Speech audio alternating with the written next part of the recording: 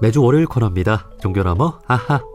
종교의 우를 넘어 이웃 종교와 화합하고 협력하는 분들을 초대해서 이야기 나눠보는 시간인데요.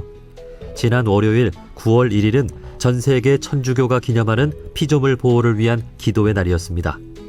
피조물 보호를 위한 기도의 날은 인간의 무분별한 자연 파괴와 기후변화로 인해 고통받는 생명체들을 위해 기도하는 날로 지난 2015년부터 프란치스코 교황의 결정에 따라 기념해오고 있는데요. 전 세계 천주교는 9월 1일부터 10월 4일까지를 창조 시기로 정해 천주교인들은 피조물 보호를 위해 함께 기도하고 행동에 나서고 있습니다.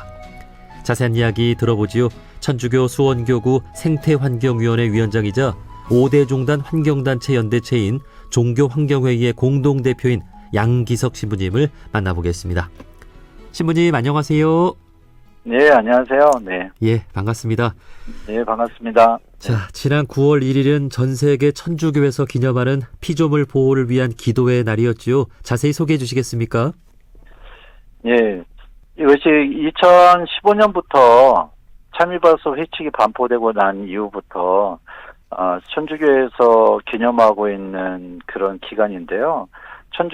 실제로는 천주교뿐만 아니라 모든 그리스도교들, 개신교까지 포함한, 그리고 정교회까지 포함한 모든 그리스도교인들이 같이 일치를 도모하면서요, 피조물 보호를 위해서 기도하는 달로 정해서 지내고 있는데요. 9월 1일에 보통 기념미사를 봉헌하고 10월 4일 아시시의 성 프란시스코 성일 축일을 마침으로 해가지고 10월 4일까지 여러 생태계를 지키기 위한 행동과 영성을 성장시키는 여러 프로그램들로 진행을 하고 있습니다. 예, 그 10년 전 프란치스코 교황님께서 이렇게 제안하셔서 제정이 됐는데 개신교와 정교회에서도 이날을 같이 기념하고 있어요? 예, 예. 예. 그 이제 프란치스코 교황님이 당시 생태 위기의 현실을 진단하고 제정을 했는데, 그러면 지난 10년간 우리 천주교인뿐만이 아니라 그리스도교인들의 이 기후 위기에 대한 인식과 행동은 더 활발해졌다고 볼 수 있겠군요. 예.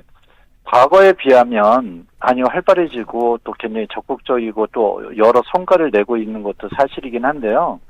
그런데 전체적인 그 규모 면에서 보면 아직도 좀 비중이 좀 작은 편입니다. 그래서 실제로 일반 사회 안에서도 환경에 관심은 높아졌는데 행동으로 옮기는 사람이 적은 것처럼요. 우리 카톨릭 교회 안에서도 그런 고민들이 있는 것이죠. 그렇지만 대신 이미 변화가 시작이 되어졌고 정말 기도하면서 행동을 하면 이런 움직임들이 더 확산되고 끝내는 이제 자연스럽게 자리를 잡지 않을까 하는 이런 기대를 해봅니다. 네, 그 천주교회 이 기후위기 대응 중에 참 놀랐던 점이 천주교회 몇몇 교구에서는 탄소 중립을 선언하고 온실가스 감축에 나서고 있다는 점인데요. 우리 신부님께서 계신 천주교 수원교구가 그 최초로 탄소 중립을 선언했죠? 예. 제가 속한 수원교구가 2021년에 탄소 중립을 선언을 했고요. 그리고 대전교구가 22년도에 탄소 중립을 선언을 했었습니다.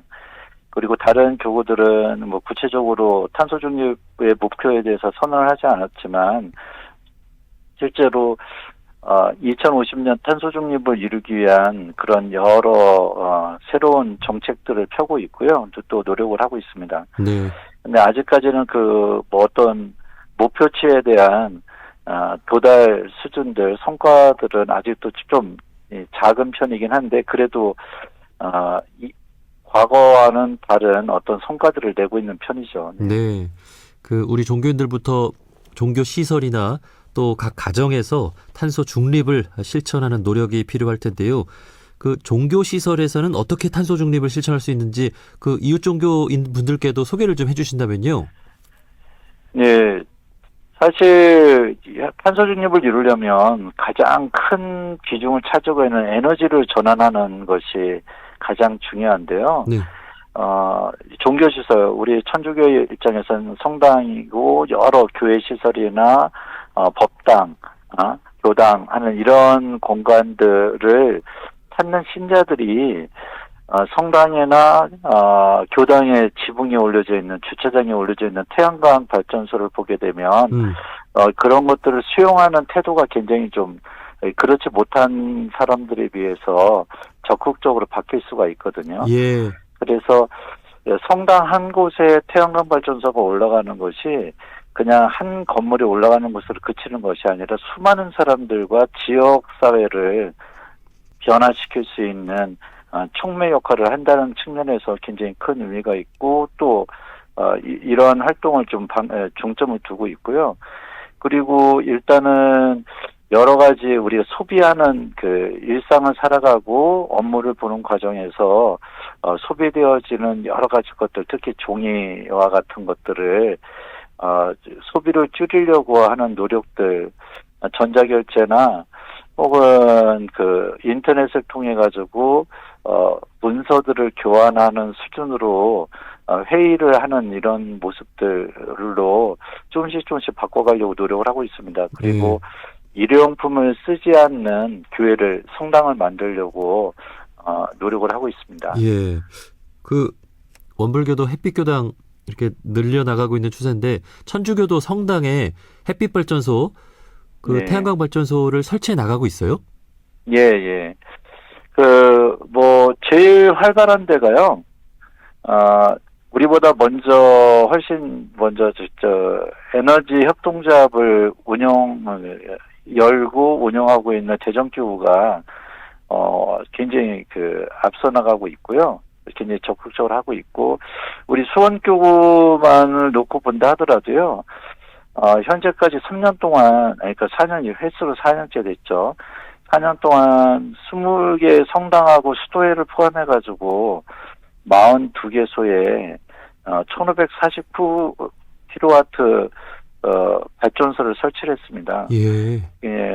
그리고 올해 한 400kW 정도를 더 설치하면 올해 중으로 2000kW를 좀 채울 수 있을 것 같아요. 예.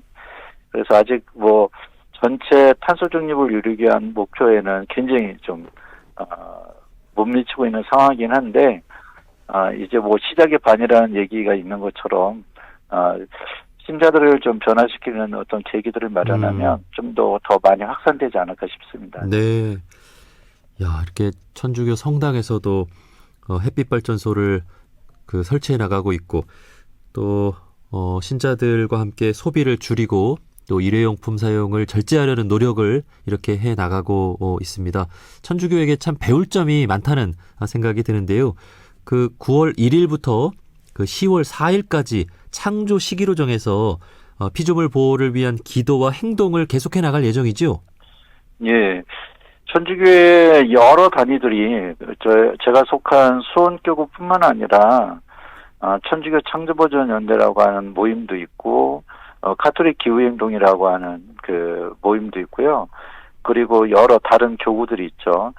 교구마다 이 한 달 좀 넘는 이 시기 동안에 여러 신자들이 이런 기후위기를 직시하고 이 생활 방식을 바꿀 수 있도록 하는 여러 프로그램들을 운영하고 있고요. 특히나 수원교구에서는 어린이 청소년 가족들이 함께 참여해서 에너지와 또 여러 일상 친환경적인 생활 방식을 체득할 수 있는, 체험할 수 있는 환경 한마당이라는 프로그램을 운영을 하고 있고요. 네.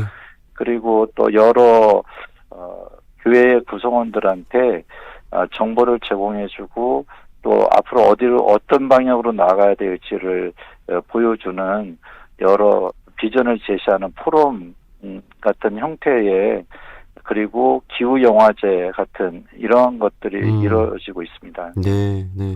천주교 활동을 보고 많이 배워야 되겠습니다. 우리 신부님께서는 5대 종단 환경단체 연대체인 종교환경회의의 공동대표로도 역할을 하고 계신데요. 종교계의 연대 활동에 대해서도 소개를 좀 해주신다면요. 저희가 매달 셋째 주 목요일에 활액순례를 서울에서 일대에서 하고 있고요. 네. 요즘 기후위기의 대안으로 핵발전소를 이야기하는 핵산업계가 있긴 하지만은요, 정말 기후위기 자체가 생명을 경시하고 돈을 우선시하는 방식 때문에, 정책 때문에 생긴 문제라는 것을 인식한다면 핵산업이나 핵발전소는 그 대안이 될 수 없다는 것을 금방 알 수 있습니다. 네. 이런 것들을 계속 기도하면서 일깨우려고 시민들한테 알려야 하는 노력들이 있고요. 특히나 종교 환경에는 우리 한국사회에서 벌어지고 있는 여러 불편부당한 아픈 현장들을 기도하면서 찾고 있고요. 그래서 새만금 신공항이나 가덕도 신공항 문제, 제주 2공항 문제나 그리고 노핵발전소 문제, 그리고 삼척의 석탄화력발전소, 그리고 여러 현안에 대해서 함께하면서 같이 연대하면서 또 기도하고 하는 그런 활동들을 이어가고 있습니다. 네. 이 환경운동이라는 것이 결국은 평화로 연결되는 것 같습니다. 어떤 환경운동만이 아니라 아픔이 있는 곳이나 또 평화를 해치는 곳에 찾아가서 함께하는 일들, 이렇게 5대 종단 환경단체들이 이렇게 하고 있습니다. 자, 우리 종교의 역할도 중요하지만 정부의 역할도 참 중요하잖아요. 지금 뭐 새 정부가 들어선 지 이제 100일 이제 가까이 되어가고 있는데 기후 위기에 대응하기 위한 정책이나 환경부는 역할을 좀 잘하고 있다고 보시나요? 제가 여러 긍정적인 어떤 형태들을 새로운 정부가 보여주고 있는데 가장 답답한 게 지금 환경부의 모습이거든요.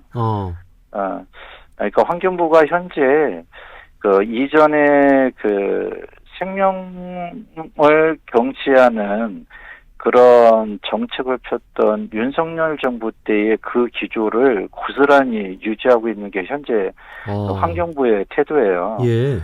예, 그때 결정 내린 것들은 다 수행하겠다라고 하는 그런 태도를 보이고 있어서 굉장히 실망스럽죠.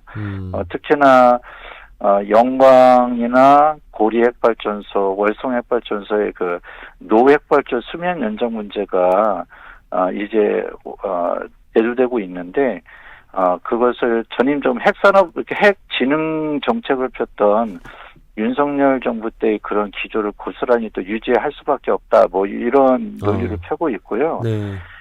지금 뭐 가덕도나 새만금 신공항 같은 경우에는 무한공항 참사에서 알 수 있던 것처럼 적절하지 않은 곳에 공항을 만들었을 때 엄청난 참사가 일어날 수 있다는 사실을 경험했는데도 불구하고 가덕도나 새만금은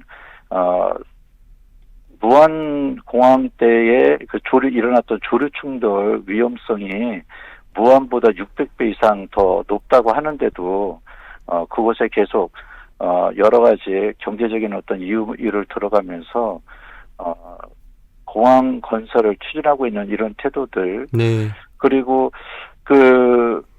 또 뭐 SMR이나 이런 것들을 이러면서 이름만 바꾼 또 다른 핵발전소를 확대하려고 하는 이런 태도들이나 이에 따른 고압 송전솔로 문제들, 이런 문제들은 굉장히 우려를 좀 금치 못할 그런 부분들인데 환경부가 제대로 역할을 못하고 있는 게 굉장히 안타깝죠. 네. 우리 종교인분들이 어떤 여러 가지 환경 정책에 대한 위험성이라든지 또 생명을 살리기 위한 어떤 방안에 대해서 많이 이렇게 제안해 주시고 또 주의를 환기시켜 주시길 바라겠습니다. 예, 우리도 많이 관심을 갖고 지켜보겠습니다. 자, 천주교 수원교구 생태환경위원회 위원장이자 5대 종단 환경단체 연대체 종교환경회의의 공동대표이신 양기석 신부님과 말씀 나눠봤습니다. 신부님, 오늘 말씀 고맙습니다. 예, 감사합니다.